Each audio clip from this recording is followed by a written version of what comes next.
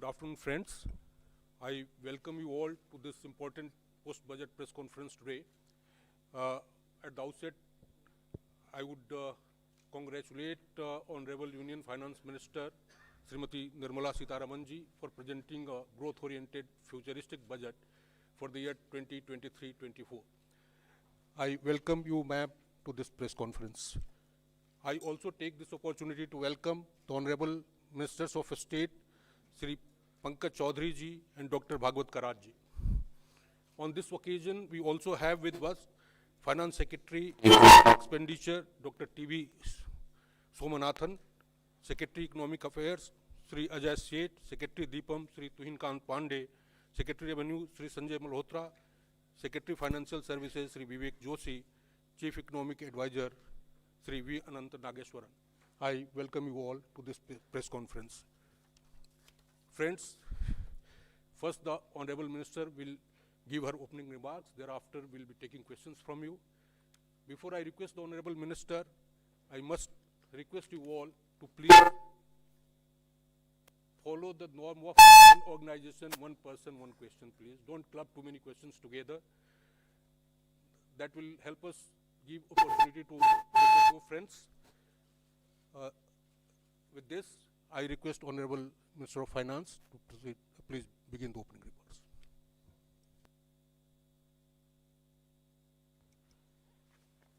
Thank you.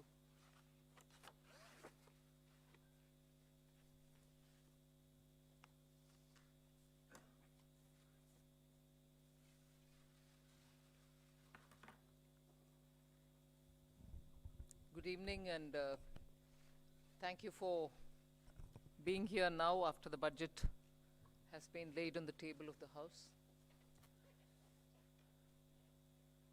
As opening remark, I'll just give a few indications of what has been highlighted in the budget. Broadly, I think the 4 emphasis points are on empowering women, giving a lot more attention to the SHG groups which are in the rural areas, trying to scale them up, give them the opportunity to brand and produce and also market their products in a far more scaled up and professional manner. Emphasis on tourism and training of youth for readying themselves for tourism, specific action for 50 destinations where comprehensive tourism action plans will be introduced. Then what is being called as PM Vikas, looking at Vishwakarma, people who create things, make things out of their hands using tools. In some states they are called Vishwakarmas, in some other states some castes are referred to as Vishwakarma, but what we mean here is to cover all those artisans and craftspeople who do things with their hands using some tools, so not specifically only to some particular communities, but to all who create the soft power of India through their craftsmanship. Then the 4 is green growth, the 4th one, which is in every sphere of life, we have policy interventions and enabling provisions made so that India moves fast on the transition to renewable energy, the investments made for hydrogen mission, renewable energy transitional facilities which we need, natural gas, and also looking at biogas, also evacuation of power from renewable energy sources located in Ladakh to the rest of the country. So those are 4 highlights which I'd like you to go back to see the scale in which we are approaching these issues and the impact that it will have on large sections of India's population. Then, of course, I gave 7 priorities, which began with talking about inclusive growth, investments in infrastructure, also reaching the last mile so that those who are still left without a house or a sanitary facility or a road which is reaching them, and so on. So the last mile, reaching the last mile for those who desperately need that kind of a link are all being covered. Then we are also looking at a very futuristic fintech financial sector for which we have brought in some specific ideas. We are looking at also improving the industrialization of this country, where people will be trained for Industrial Revolution 4.0, which means they're going to be trained for AI, IoT, using Web3 in other words. So training manpower to ready themselves for industries which are rapidly becoming industrialized in the Web3 context. Then digital economy, unleashing the digital power of India in various walks of life, setting up an artificial intelligence research center, center for excellence. So all these are in part A. There's a lot of increase in the agriculture credit availability, 20 lakhs being made available for agriculture credit. Also a sub-scheme under the PM Matsya Sampada Yojana, making sure that people living in the coastal areas are going to benefit from it, fishermen are going to benefit from it. Now, if largely the Part A has looked at these, Part B has aimed at rationalizing the customs duties, also making sure personal income tax, after a very long time, has had substantial changes which will benefit the middle class. And also because this country has been waiting for direct taxation to be simplified, also waiting for direct taxation to be a lot more easy in compliance, and therefore the new taxation regime that we brought in for direct taxation 2-3 years ago has now got greater incentives, greater attraction, so that people can unhesitatingly move from the old to the new. Of course, we are not compelling anybody. Those who want to remain in old can still remain there for enough justifications that they can have. But the new one obviously is now attractive because it gives greater rebate. It also provides for a simplified and smaller slabs, lower rates of taxation, and also slabs which are nicely broken down. So with all this, I think the budget, I've not gone into specifics, but I thought as an opening remark, this much will be sufficient to say this is a budget which is beautifully balanced, both growth considerations, because the capital investment has never before seen double-digit investment announcements. 10 lakh crore, which includes 1.3 lakh crores being given to states, is going to give a big leg up for capital investment from government. So the balancing that I'm talking about is looking at public sector investments, continuing that good tradition of capital investment in infrastructure, and also attending to MSMEs, because they are the engine of growth. We've given them relief, we have also given them new access, we have extended and widened the emergency credit liquidity guarantee scheme, also given them back their securities, 95% of it, even if they fail to deliver on contractual promises which were during the COVID pandemic. So the balancing is, one, we could sustain the capital infrastructure expenditure from the government, simultaneously in the private sector give a lot of push and impetus for the MSME, and not forgetting the individuals, the middle class individuals who needed that kind of a tax breaks and relief through taxation. So the large macroeconomic considerations have also been kept in mind. The fiscal consolidation has not been kept in the back burner. We've attended to it. We are respecting the glide path we gave ourselves 2 budgets ago. 6.4 this year fiscal deficit, and the forthcoming year for which the budget is presented now, 5.9% fiscal deficit. So broadly, I leave it at this. I suppose when you ask questions, we can answer the rest. Thank you. Thank you for coming here today.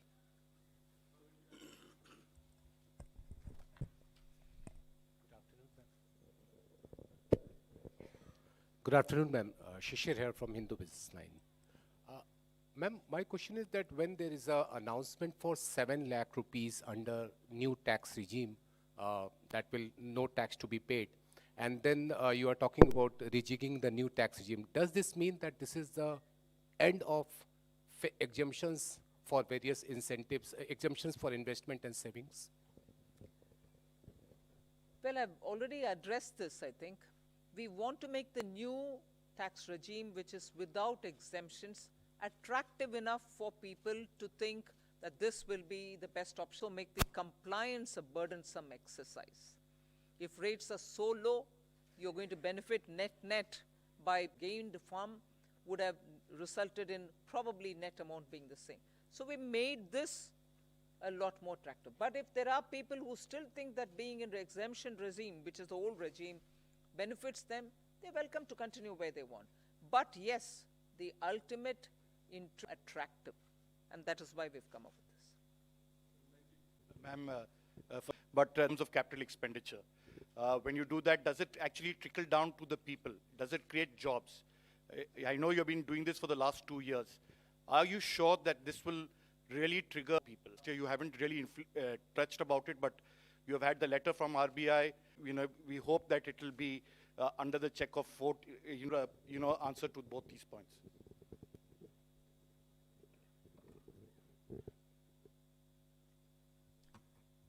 First of all, RBI wrote a letter and what. But in the meanwhile, you've seen inflation come down, both by the government. We take inflation-related steps, looking the other way while it is changing up and down. We have kept attending to it, and as a result, you find the explained that we've attended to it with all earnestness, having respected the glide path we gave ourselves earlier. Yeah. You may want. I would have appreciated if you asked me, you said something in the BE, but you have not really exhausted what you put forth. You've not received. I would have been happy to answer if that were to be the case. But you're asking me a question about, in the sense you are implying that we have fully utilized what has been kept for capital investment.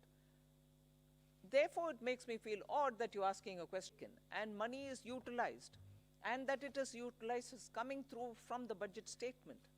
How not all projects can be completed, even 1%, without human intervention. So obviously jobs are happening in the ground.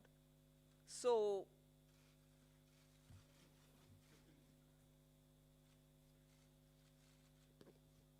ma'am, I want to ask you, ma'am, here, number that you expect 50%, 60%. First question on the exemption-less regime. Let me say that tax regime that we got, 60% is actually coming from the exemption-free tax regime.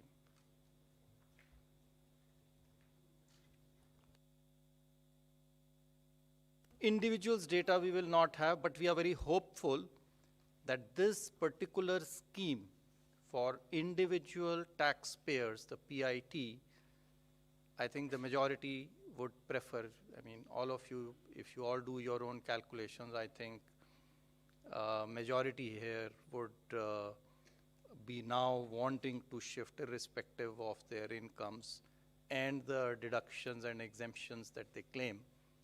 They would be finding it more attractive to shift to the new tax regime, majority of them.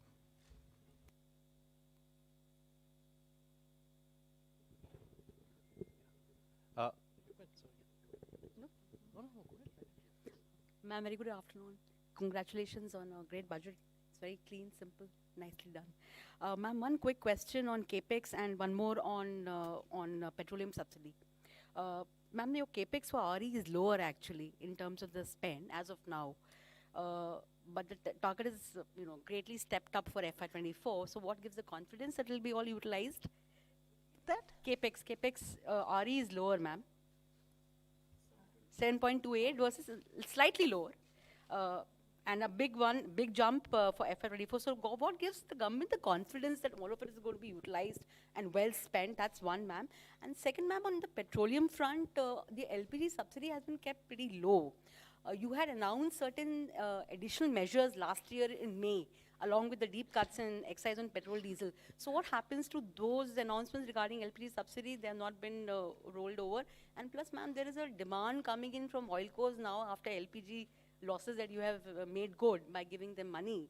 That something needs to be done on fuel also. So would the government What was consider? the last bit? Something has to be done for who? Basically, demand coming in from oil cores in terms of Oil marketing companies. Yes, cash No, compensation The money for which fuel. is now being given is not for that. not for that, ma'am. So, all of it. So on your first question on capital expenditure. So yes, the revised estimates are about 97% or 98% of the budget estimate. Yes, there is a slight deviation. It's mainly on the state capital expenditure, which is falling short of the 1 lakh crore. Actually, the central capital expenditure is going to exceed the budget estimates. State capital expenditure is not expected to reach the 1 lakh crore figure because some portions of the state capital investment scheme have reform conditions. So some states have not been able to meet some of the conditions. Therefore, we expect, I think the figures are there, about 76% of the state capital expenditure scheme is likely to be spent. That's the revised estimate. So the shortfall is actually on the state side, not on the central side, point number one. What gives you the confidence for next year? I think if you look at the allocations that have been made, they've made in actually the increments are in 4 clear areas. One, railways. The railways has enough projects to absorb the additional capital expenditure.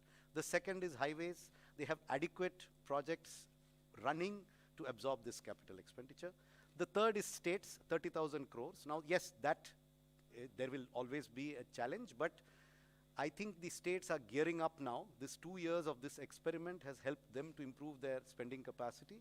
And we are also seeing an uptick in the second half of this year on the state capital expenditure. So I'm reasonably confident that the states will absorb the 1,30,000 that has been provided. And the other big item on the central side is the petroleum capital expenditure, which is for retrofitting of refineries to meet emission standards and pollution standards, and partly for augmenting our strategic reserves. So I'm quite confident that we'll meet the expenditure targets. Please.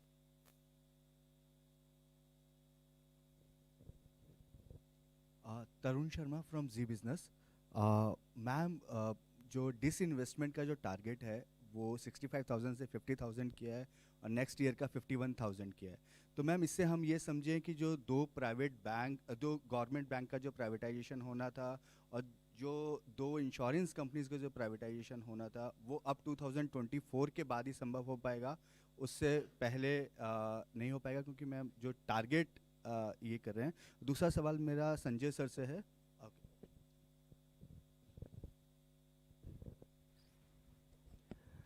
जैसा कि आपको विदित है कि disinvestment तो market conditions और कई चीज़ों से निर्भर करता है, तो उस हिसाब से जो प्रैक्टिकल और प्रूडेंट टारगेट है वो रखा गया है।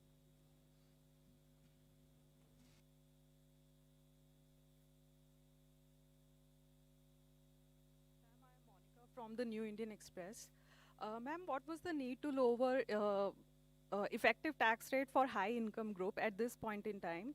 And also tax collection at source has been increased from 5% to 20% or on overseas tour package. So what is the reason behind this massive increase? See, the tour packages are generally taken by people whose effective tax rate is certainly more than 30%. So if we are charging them 20% TDS, I don't think it is high. Our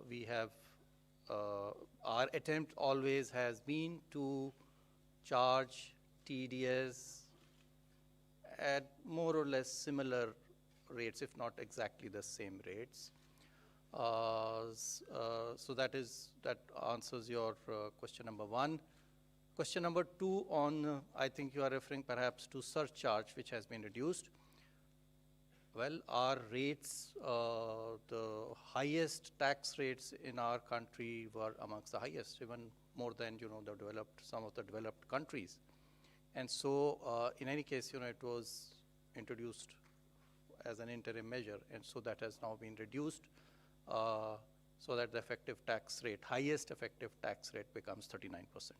I'd just like to supplement that. There is a consistent theme, if you see, both on the new tax regime and on the changes that you're seeing in this budget, that the move is towards lower rates but fewer avoidance measures and exemptions. So if you look at high net worth individuals, there are a number of tax avoidance removal measures in this budget, along with the reduction in surcharge. So if you look at market-linked debentures, if you look at very high value insurance policies, and a few other measures, so the marginal rate is coming down, but some of the devices used predominantly by those in that highest marginal tax rate are also being rationalized. So it's not necessarily a net reduction, it is a reduction from a high marginal rate inducing certain avoidance devices to a lower marginal rate with fewer opportunities to avoid.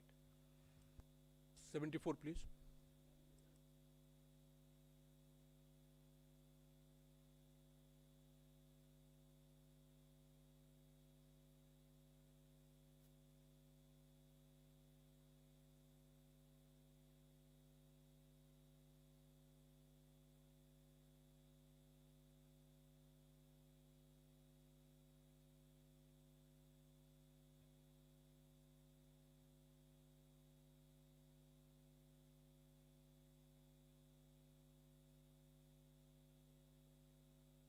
One's mind being part of a political party. But consistent with what we believe, we placed our emphasis and priorities on those. And that's what you've seen in the budget.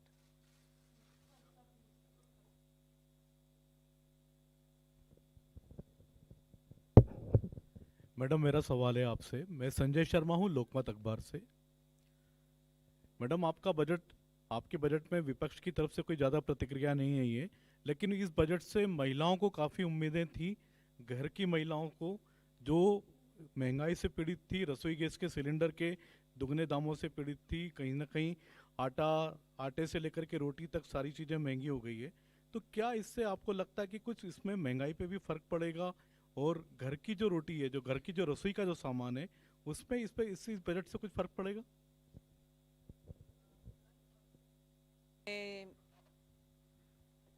Government का निर्णय को देखे होंगे कि गेहूं के लिए market में रिलीज करने के लिए आदेश हुआ है, जिससे गेहूं के दाम कम होने के इतना क्लियर इंडिकेशन है, जिससे सीधा घर में रसोई में फर्क पड़ेगा ही पड़ेगा। सो उसको आप बोलना नहीं है, ये नहीं है कि मैं उसके ऊपर कुछ बजट में नहीं बोले, मगर बजट से बोलने से पहले एक्शन ही हो गया है ना, कि घर की रसोई के लिए गेहूं आटा के लिए मार्केट में रिलीज करने के लिए निर्णय सरकार ऑलरेडी कर चुकी है। एक मिनट। साथ ही साथ जो है महिला जो है वो भी एक परिवार का सदस्य है, तो जो रिलीफ जो इतना टैक्स पर्सनल इनकम टैक्स में दिया गया है वो भी परिवार के पास में और महिला के पास में आएगा, उसके हाथ में आएगा, जिससे वो अपना घर का खर्चा चला सकती है। सो वो भी एक महिला के लिए हमें नहीं देखना चाहिए कि महिला के लिए नहीं है, वो भी महिला के लिए एक बेनिफिट है। गेहूं पुरुषों के लिए भी है और महिला के लिए टैक्स भी है। Hi ma'am, Meghna Mittal from ET Now. The fiscal glide path that you have given is 4.5% by 2025-26, which may be considered slightly bold, but does it also indicate your confidence in continuing tax buoyancy in the coming years? Somanathan has already answered it. Yes, tax buoyancy, as you saw even yesterday, GST collection figures have come. Direct taxation buoyancy is also observed in the current year. That is one thing. I think to the credit of this team, there's been a very robust management of macroeconomics. That certainly bears an impact. So all of us might talk about this particular step or that particular step, but I think together, revenue, expenditure, disinvestment, banking, all of us together have worked in such a way that where you can earn more through tax avoidance related measures, and similarly where you can bring in more people into the tax net, you are taking steps. Similarly, prudent ways of effective expenditure without cutting down expenditure, committed expenditure or other expenditure, are all ways in which you're making money mean more. And for every rupee that you spend, you get a better set of returns. So I think efficient management also has a very big role to play here. I just wanted to add to your question. The estimates in the budget, the revenue estimates in the budget, do not assume a buoyancy greater than 1 for the coming financial year. It assumes a buoyancy of 1. Gross taxes are expected to grow by the same 10.5%, by which we have estimated the GDP to grow, which is slightly lower than the figure implied by the economic survey. And therefore, we are assuming only a buoyancy of 1. But if the experience of this year is repeated next year, then it may in fact be more than 1. But we have taken a conservative assumption. And I think the very fact that the commitment to 4.5% was reiterated word by word in this budget gives you an indication that we feel that we have the means and the ability to reach that target by 2025-26. I would also point out that many of our expenditure increases are on discretionary spends. We have kept a very tight lid on the irreducible types of expenditure, and therefore there is room in the budget, both on the revenue side and on the expenditure side, for us to reach that fiscal deficit target by 2025-26. And it is not likely that the finance minister has reiterated it in Parliament today. Ma'am, Timsi Jaipuria from CNBC TV 18. Ma'am, I have two questions. Firstly, on the TDS reforms, you've come out with two specific reforms. For one, 20% TDS on foreign investments. Why has this been introduced? Is it to curb the flight of capital or investments which was going outside the country? And secondly, on students who are going outside to study, on that also the TDS has come, there's a 5% that has been levied, or it has been reduced. There is no change on education, or absolutely not. That's wrong. Your facts are wrong. But what happens to the amount that one spends in staying there as a student? First correct the thing which you've said, because yours is a very powerful voice, and that can spread among your dosts, and that can go out. No change has been made for education or health purpose, LRS. Please, I hope my voice is audible much more than Timsi's. Thank you for correcting me, ma'am. But on the foreign capital, on the foreign investment, the TDS of 20%, if you could explain the rationale. I think this question was asked, and I already answered it, to say that for those categories of people who are to pay for the tax. To make these remittances, but whose tax returns are, if you don't collect the tax, at least if you are able to make remittances to invest in a almost certain. We have a lot of public investment and private consumption. Are you still happy with the private investment? Are you still expecting it to grow? Or do you think for the moment it is only public investment that will go on? Hi, yesterday in the press conference, we answered this question, and we also had a slide up there in the presentation we made yesterday, that private capital investment has been improving every year in the last 3 years. For example, in the first half of 2021, based on quarterly earnings reports filed by listed companies, the capital expenditure was 2.1 lakh crores, which increased to 2.4 lakh crores in 21-22 in the first half, April to September. And 22-23, it has gone up to 3.3 lakh crores. and then you look at the RBI survey on capacity utilization and investment spending plans of the respondents, there is a very clear sign that many private sector companies are looking to enhance their capital expenditure. So both in terms of intent and in terms of actual spend, private capital investment is showing very clear signs of revival. Thank you.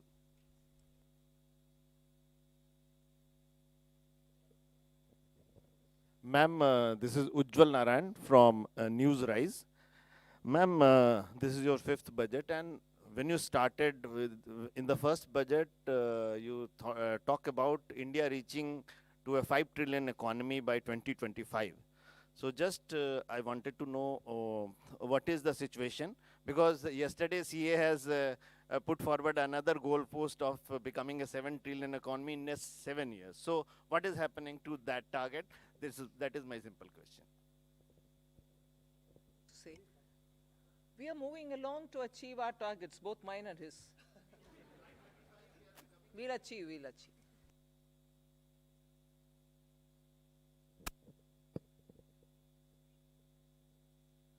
Good afternoon, ma'am. This is Chetan from India Today Group. Ma'am, while calculating the fiscal match for FY24, how did you assume the disruptive variables like the crude prices and, of course, China unlocking and its impact on commodity prices?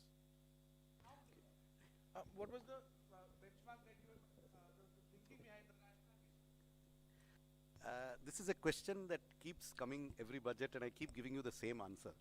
That there is no part of the budget mathematics that has a crude price number as an input in any spreadsheet. See, because there is no direct subsidy on any petroleum product. Unlike the fertilizer price or the price of the MSP, these have direct impacts on the budget.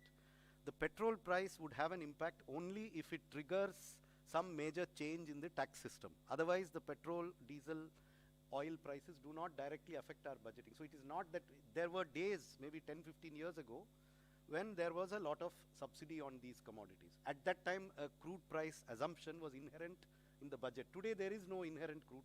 The assumption we are making in the budget is only that there will be no subsidies on petrol and diesel, and that global prices will be such that there will be no subsidies. What the global price will be, I don't need to make an assumption. So no assumption has been made. Confusion since last year when people referred to what was said in the economic survey as though it was said in the budget itself. The budget didn't say it then, the budget doesn't say it now.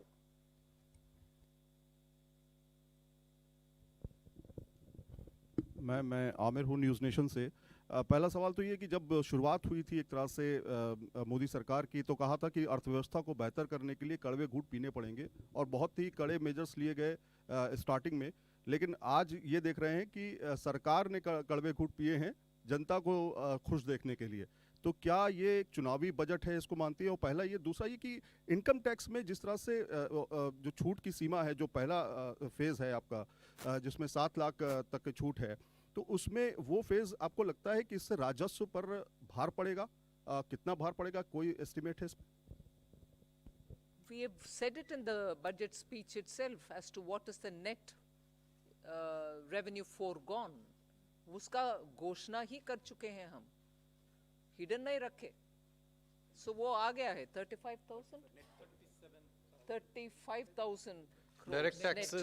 Direct taxes 37,000 crore, indirect taxes 1,000 crore, additional revenue through indirect taxation measures 3,000 crores, and so net is 35,000 crore.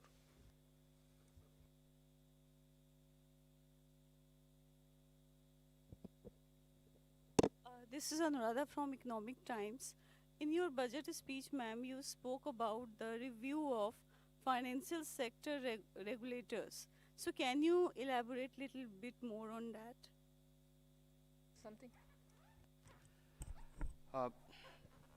Some of these exercises, when the regulations are brought in, they serve a purpose. Thereafter, the economy changes. So all the regulators have been doing it as part of their exercise, but there's a time now to take up a comprehensive review. And you will recall, RBI had formed a committee. They did it in 2020. They came out with a report in 2021.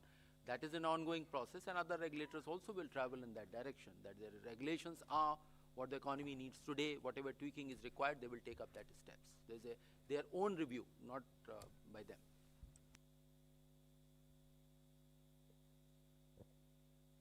Ma'am, congratulations on your penultimate budget.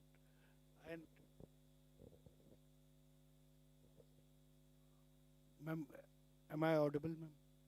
Congratulations on last full budget, and I just wanted to understand.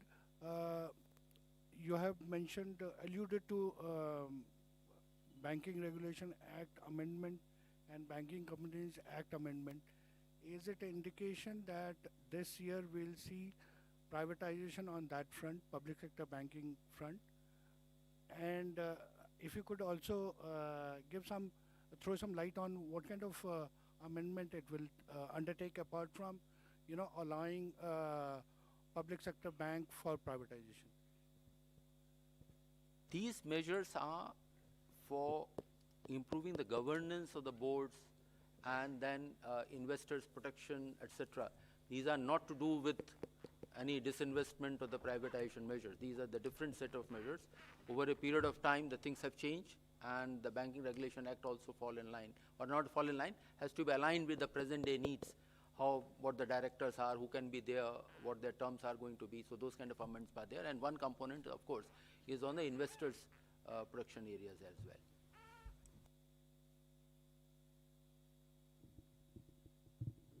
Good afternoon, ma'am. I'm Rima Sharma from Protibimba Life.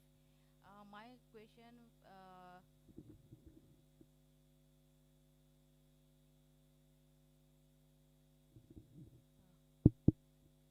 my question is regarding MSME sector in the northeast, especially in Assam. During pandemic, that Assam handloom sector and bamboo sector badly affected. Many artisans forced to close their work. So in your budget, you have saying something MSME sector, you have given some relief and widen the possibilities. So as Gamusa also getting GI tag this time, so do you have any special relief for the Assam and northeastern artisans, especially in the handloom sector and bamboo sector?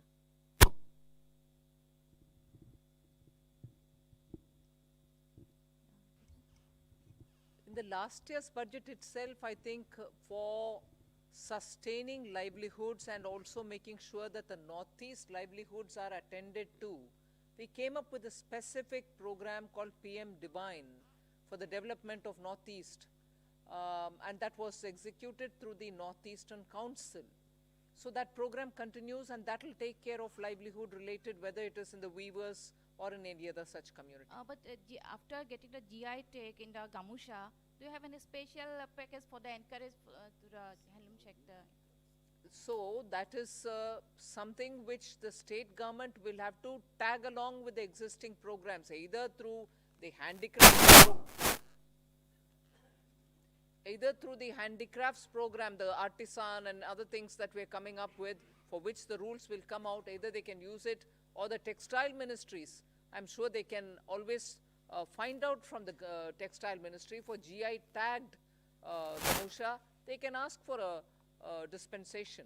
So this is possible, but that is for the state government to interact with the respective ministries. Can you little bit elaborate what kind of I can't elaborate more, ma'am. You should ask the state government to deal with it for the respective ministry. In your budget relief, what kind of relief you have given? Can you little bit elaborate it? In my budget relief. The MSME sector. For MSME or for Gamusha or for GI, what are you asking? I'll send you some information. Ma'am, let's move on with other questions. Good evening, ma'am. Arup from Business Standard. Ma'am, in this year's fiscal policy statement also you're speaking about unprecedented global headwinds and challenges. And again, you have not given forecast for the two succeeding years, in this case FY24-25 and 25-26, although you have an internal consolidation roadmap.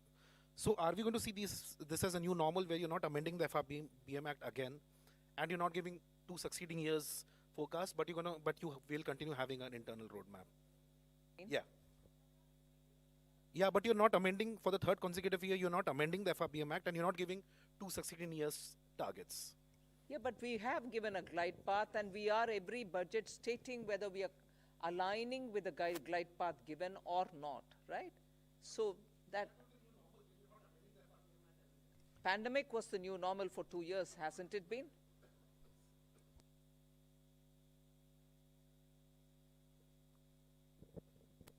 Hi, I'm Siddharth from Money Control here. The gross borrowing number is 15.4 lakh crores. Net is gross borrowing is 15.4 lakh. Net is 11.8 lakh. Especially with real interest rates returning to positive territory in the last few months with the RBI hiking rates. Do you see borrowing costs for companies rising, especially and perhaps the government crowding out the private sector? And could that impact private investments? So I think the question of crowding out, actually the increase in borrowing over the previous year is 8%. The economy has grown at a nominal rate of 15% over this same period. So this is a level of borrowing which I think will not lead to any incremental crowding out. In fact, as a percentage of the size of the nominal economy, the total gross borrowing is actually going to be lower in 23-24 than in 22-23. So incremental crowding out, I think, is not a significant issue, and that I do not think will lead to any impact on borrowing costs in the private sector.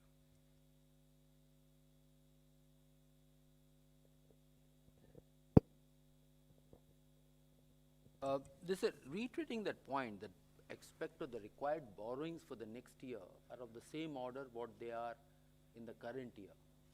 Of course, the size of the economy has gone up. So it is not that the more money is being taken out of the savings which are available into the economy.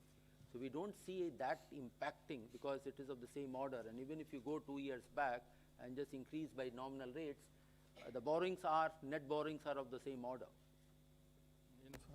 In fact, they are less than 2% more than the actuals. The figures stated were, I think, for the BE, but actually it will be only, estimates are that it will be less than 2%. Economy is nominally expected to grow at more than 10.5%.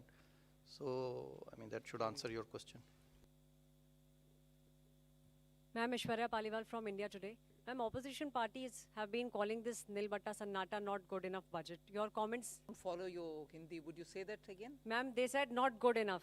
Most of the opposition parties for the budget. Ma'am, your comment on that? For what reasons, if I may know? Not good enough for? What reasons, ma'am? If you would like to repeat their words. They have said, ma'am, most of the political I'm parties. saying, if you could please repeat their words and say, not good enough, for what reasons per se? They said nothing for the, they said nothing much for the middle class. What? Most of the, yeah, this is what those parties. Ma'am, do you believe India will remain a bright spot, ma'am? Please do. Agle mein kya? Next question, please.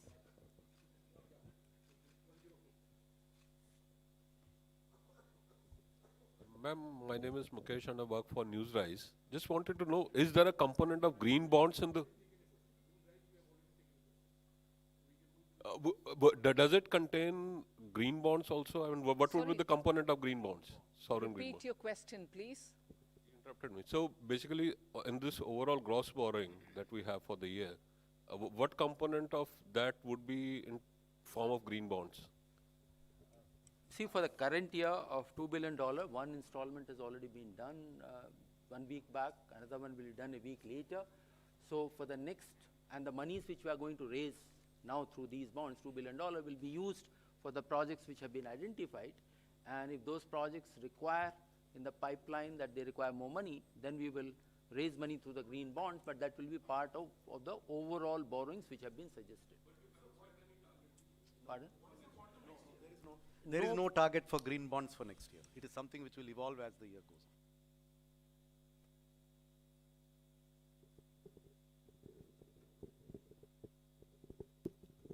on. Ma'am, this is Primangshu from Anandavajar Patrika.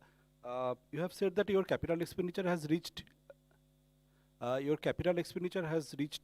lakh crore, but the interest payment expenditure has also reached 10 lakh crore. And the interest payment burden, it is almost 40% of the revenue received. So do you think it is a matter of concern for? It is always desirable for a government to have its interest payments as low as possible. But you are aware of the reasons for which government had to borrow a lot over the last 3 years. And all that I can say is the borrowings have been used very constructively towards growth-inducing investments and have not been frittered away on unproductive expenditure. Therefore, if the economy keeps growing at the rate that it has started to grow at now, then this is unlikely to be an unsustainable debt burden. We are quite confident that the interest burden will gradually come down as the GDP keeps growing. And to sustain that growth, the quality of expenditure, the quality of government expenditure is increasing. The revenue deficit is falling even faster than the fiscal deficit. So we are actually seeing an improvement in the quality of public expenditure, which will enable us to sustain this higher interest burden, which is a result of history. 2 years of COVID, where the entire globe has seen an increase in interest burden in all governments all over the world.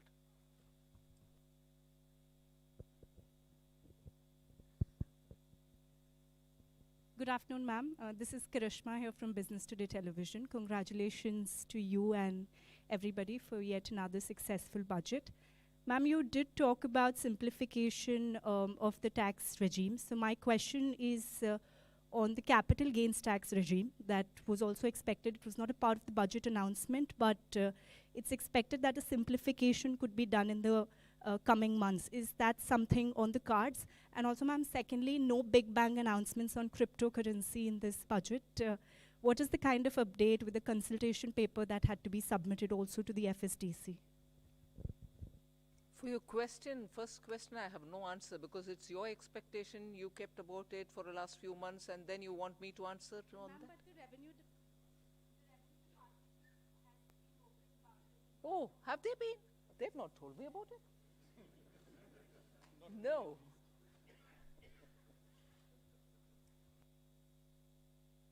To say now.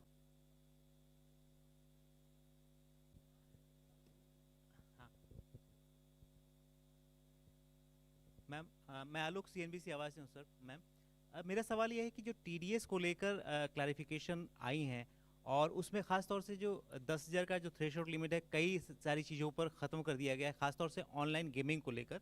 इसके पीछे क्या reason है? Online gaming को लेकर अभी भी क्या सरकार काफ़ी कॉन्शियस है या ऐसा लग रहा है कि अभी भी टैक्स लीकेज है वहाँ से, या बाकी चीज़ों पर भी जो ख़त्म किया गया है ये TDS के लिए जो 10,000 का एग्जाम्पशन, उसके पीछे क्या रीज़न है? देखिए, TDS जो ऑनलाइन गेमिंग पे है अभी प्रत्येक विनिंग के ऊपर में था, लेकिन जो ऑनलाइन गेम्स हैं वो कई सारे गेम्स मिला करके एक सेशन बनता है। एक गेम कोई नहीं खेलता है, कई सारे गेम्स जो हैं एक साथ खेलते हैं। तो इसलिए जो TDS अब लागू होगा वो समस्त गेम्स पे सामूहिक रूप से जब नेट जो विनिंग होगा, जो वो अपने पैसा जो उनका जो एक अकाउंट में से वो निकालेगा, तभी उसके ऊपर में देखा जाएगा कि कितना उसने प्रॉफिट कमाया है, कितना उसका विनिंग हुआ है। उसके ऊपर में टैक्स जो है लगेगा और उसी के ऊपर में TDS भी लगेगा। और यदि वो 10,000 रुपये से अधिक है तो TDS पहले लगता था, अब वो 10,000 की लिमिट हमने हटा दी। तो लिमिट तो हटा दिया है, लेकिन ग्रॉस पे लगेगा और नेट पे लगेगा और प्रत्येक विनिंग के ऊपर में नहीं लगेगा। ये हमने बदलाव किया है। So 2 changes have been made. One is that the taxation will be on the net winnings, because in online games generally you play a series of games over days. You don't play it, just one game and like you would be doing, say, race horsing would be maybe once in a while, but this is over a period of time. So whatever are the net winnings, when you take that money from your account that you have made with the online gaming platform, the tax will be on that. So this is one change. The other change is that the TDS previously was on each winning, irrespective of the amount, on 10,000 and more. If the winning is 10,000 and more, so some of the online gaming companies were keeping winnings lower than 10,000, say 9,999. So that we have removed. So there is no now threshold on TDS. That is the second change.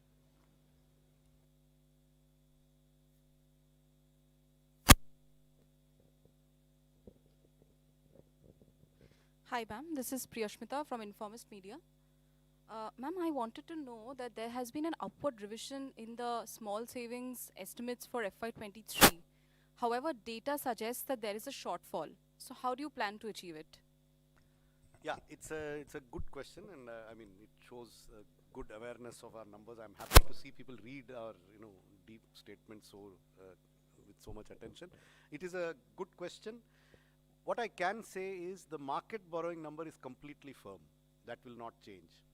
The remaining numbers have a little bit of fluidity, whether it is small savings, state government provident fund is a very fluid number.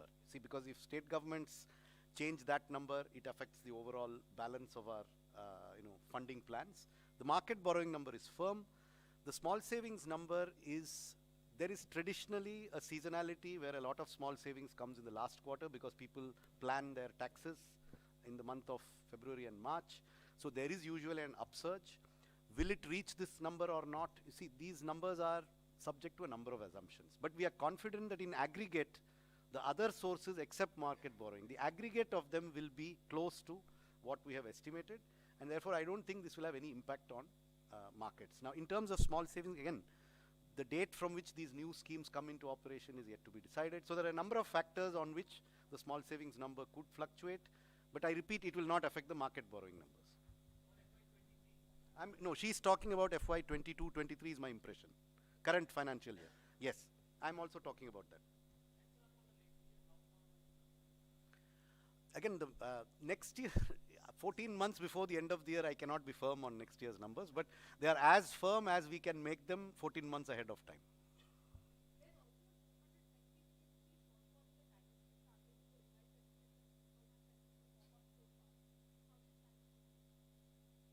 Well, I mean, if there is a shortfall somewhere, there is an increase somewhere else.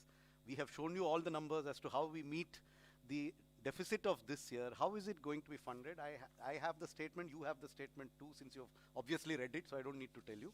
So that's how we will fund it. So this is a big budget in which something goes up, something goes down. Revenues have gone up, expenditures have gone up, some things have gone down.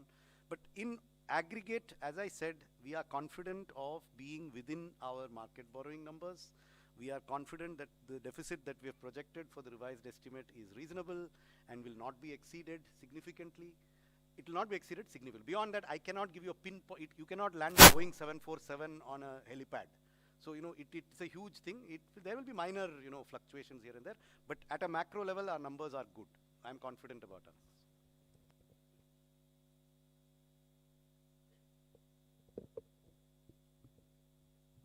Ma'am नमस्कार, मेरा नाम महावीर सिंह है, freelancing करता हूँ। दो छोटे से स्पष्टीकरण चाहिए थे। एक तो 7 लाख रुपए तक की आय जो आपने कर मुक्त की है, वो दोनों उसमें है, पुराना और नया, या सिर्फ नए में है? ओके। और एक आपने घोषणा की कि जो गाड़ियों के स्क्रैप के लिए सरकार कोई सपोर्ट कर रही है, उसके पीछे क्या मंशा है सरकार की? क्यों इस तरह के उसको बढ़ावा दे?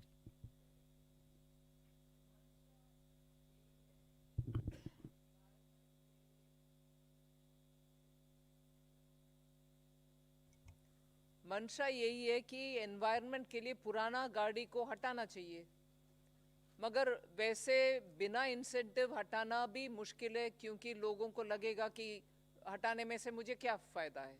सो इंसेंटिवाइज करना उसके लिए।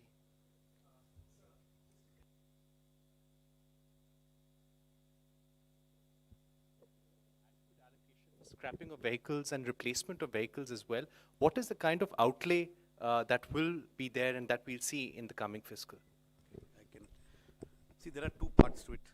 For the central government, all central government vehicles that are beyond the 15-year age limit will be scrapped. Those of them that need to be replaced will be replaced.